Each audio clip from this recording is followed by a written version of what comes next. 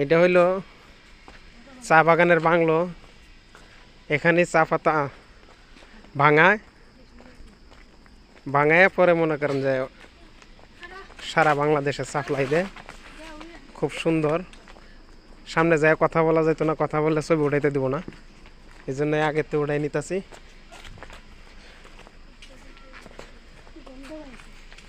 অনেক সুন্দর গ্রান চা পাতার ভাঙাইতেছে। এই হলো চা বাগানের দৃশ্য।